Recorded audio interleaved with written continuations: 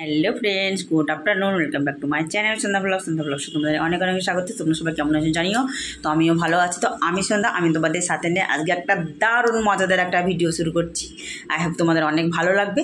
আর আমার ভিডিওটি যারা পেজ থেকে দেখছো তারা পেজটি ফলো করে দিও, যারা ইউটিউব হয়ে আমার চ্যানেলটি সাবস্ক্রাইব করে দিও, ঠিক আছে? তো চলো, আজ না তো তুমি বানাবো আমি কি ফ্রাইড রাইস, ঠিক আছে?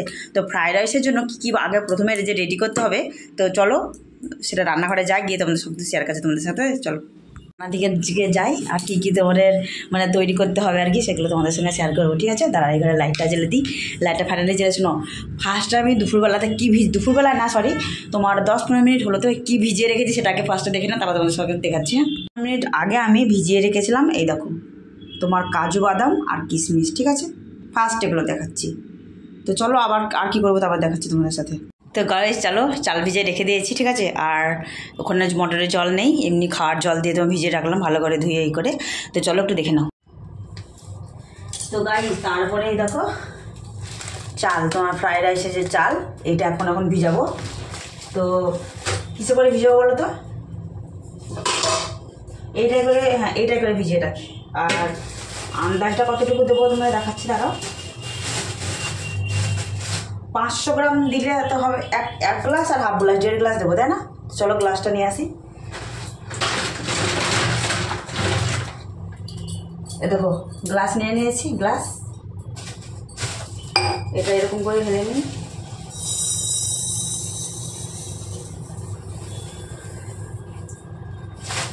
এ দেখো 1 গ্লাস নিয়ে নিলাম।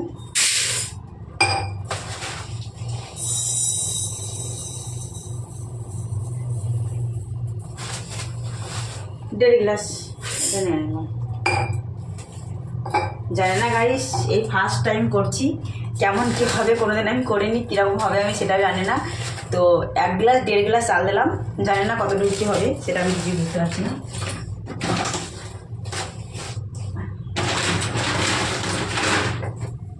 তো এই চালটা এখন তোমার ধুয়ে ফেলে রেখে ভিজিয়ে রাখবো।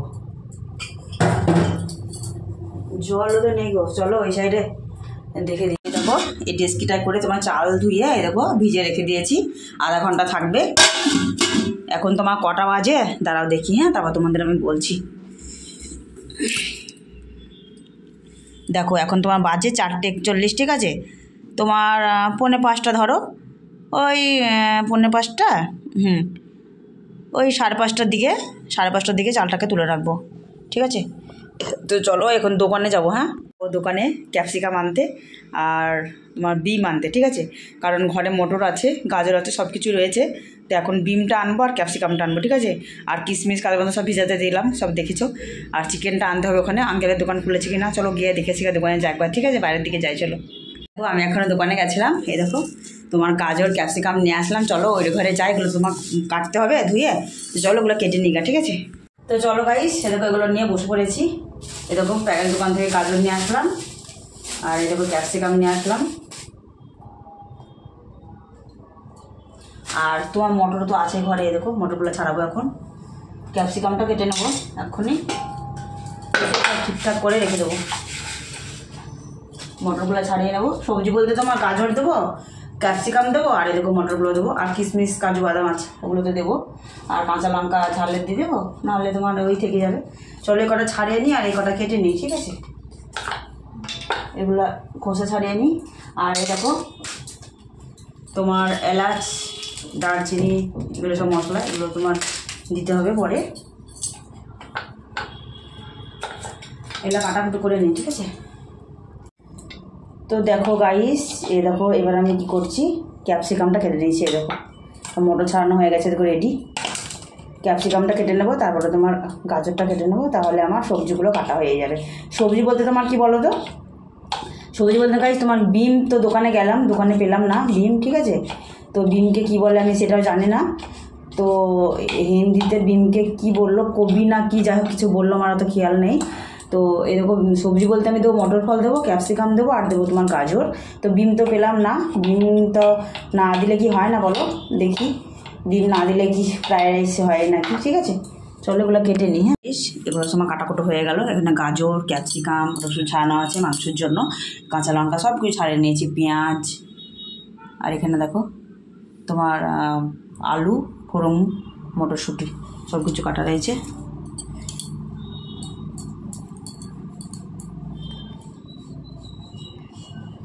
চলো, এই ফ্রায়েড রাইসের জন্য আমার ভাতটা অলরেডি চাপিয়ে দিয়েছি। তো দেখো আমি একটু আগে নেড়ে দিলাম, দেখো। আর ভাত দিয়ে পুরো ঝড় দিতে একে একে গায়ের সঙ্গে গায়ে গায়ে লেগে না, দেখেছো? কারণ তোমার তার আগে লবণ আর তেল দিয়েছি, তো ওই জন্য দেখো ফুটছে। আর এখানে দেখো সব কিছু ছাড়ানো হয়েছে, দেখেছি। দেখো আদাটা বুঝতে হবে। ফ্রায়েড রাইসের ভাত নেমে গেছে, দেখো 80% সিদ্ধ করেছি, তারপর নামিয়ে ফেলেছি। আর এই দেখো এই কড়াতে তোমার গাজর, ক্যাপসিকাম, ফোড়ন দিয়ে এগুলো ভাজা করছি। এগুলো তোমার আদা পুরো লাল লাল হয়ে ভাজা করে তখন তোমার দুটো এই দেবো মটরশুঁটি দিয়ে দেবো, ঠিক আছে? এটা ভাজা যাচ্ছে, ভাজা হয়ে যাক। আর এগুলো তো মাংসের জন্য সব কাটাকুটি রয়েছে, তোমাদের আগে আমি দেখিয়েছি। তো গাইস দেখো ফাইনালি আমার ফ্রাইড রাইস রেডি হয়ে গেছে। আর জানো তো এই জীবনের এই ফার্স্টবার আমি নিজের হাতে ফ্রাইড রাইস বানালাম ঘরে, ঠিক আছে? তোমার ভেজ ফ্রাইড রাইস আর হচ্ছে তোমার চিকেন কষা। তো চলো একটু দেখে নিচ্ছি কেমন হয়েছে। দেখো ফ্রাইড রাইস রেডি। আর এখানে দেখো তোমার পেঁয়াজ লঙ্কা ভাজা হচ্ছে চিকেনের জন্য। এদিকে চিকেন তোমার ধোয়া, লবণ, হলুদ মাখানো সব কিছু মশলা এখানে হয়ে গেছে।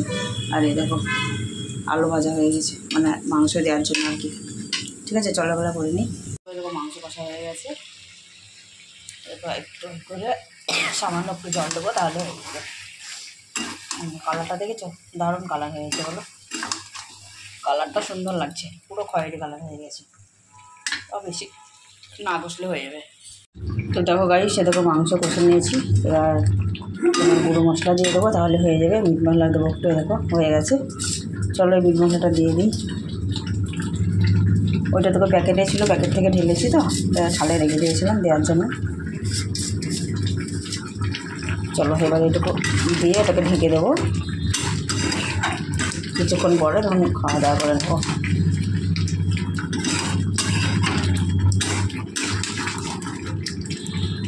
হয়ে গেছে, চলো। তো গাইস দেখো ফ্রাইড রাইস অলরেডি হয়ে গেছে। এখানে দেখো মাংস হয়ে গেছে। এ দেখো এই থালে বেড়ে নিয়েছি, আর একটা থালে বেড়ে নিই। এই ফার্স্টবার, বুঝলে তো? কারণ এর আগে করিনি, এই প্রথম। জানি না কেমন হয়েছে খেতে, খাওয়ার পরে বলবো তোমাদের, ঠিক আছে? যে কেমন হয়েছে। চিকেনের কালারটা দেখে নাও, কি দারুণ কালার হয়েছে। এই দেখো লঙ্কা, দেখো লঙ্কাটা তো আমার কমন লাগবেই। মাংসটা